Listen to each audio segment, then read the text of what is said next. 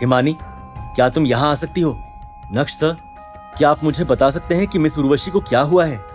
बिल्कुल, लेकिन उसके लिए मुझे उर्वशी की बॉडी की एग्जामिनेशन करनी होगी। लेकिन एक बात मैं यकीन के साथ कह सकता हूँ कि ये प्रेग्नेंट नहीं है। ये बोलने के बाद नक्श ने इरफान भाई की ओर देखते हुए कहा, आप पता लगाइए कि उर्वशी ने यहाँ आने के बाद क्या खाया पिया।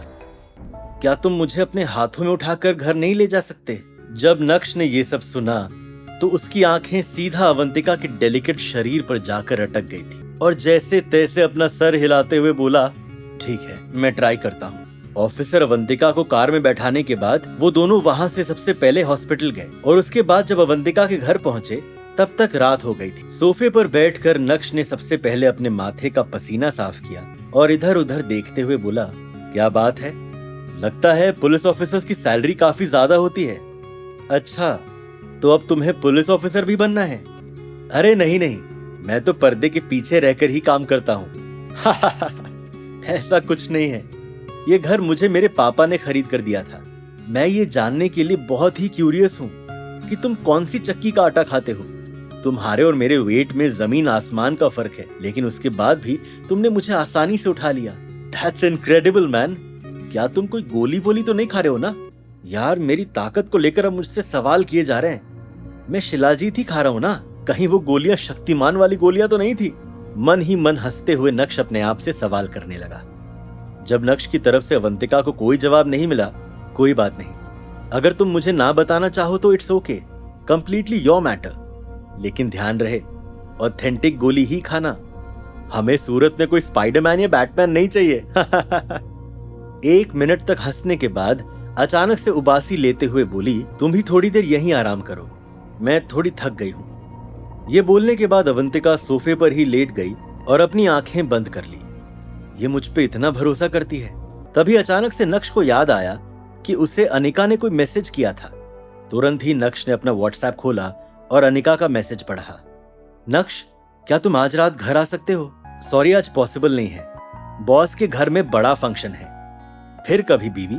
सुबह जब अवंतिका की आंख खुली तो उसने देखा कि नक्श अभी तक यहीं पर ही है।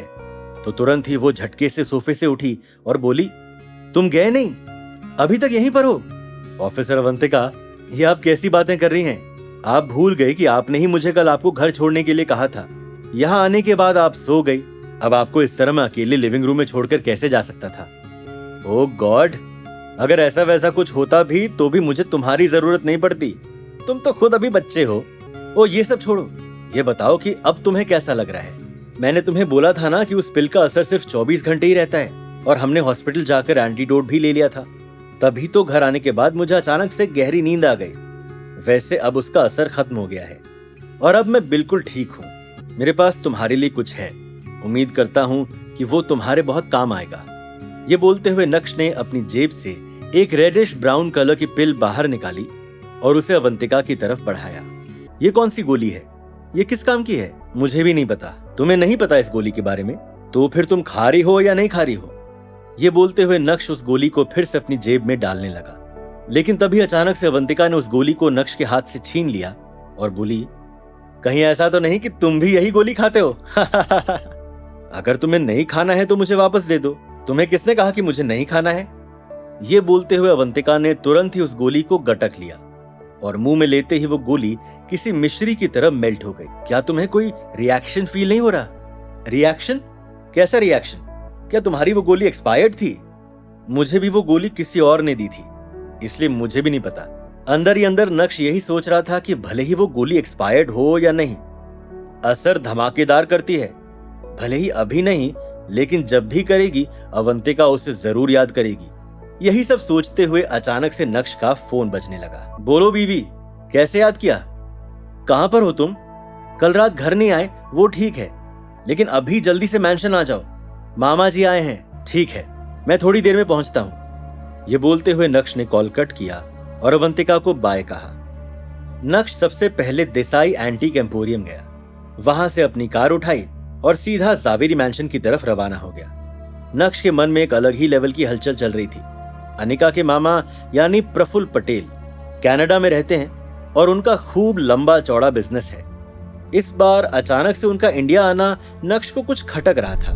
प्रभु पटेल का इंडिया आने का आखिर क्या मकसद होगा?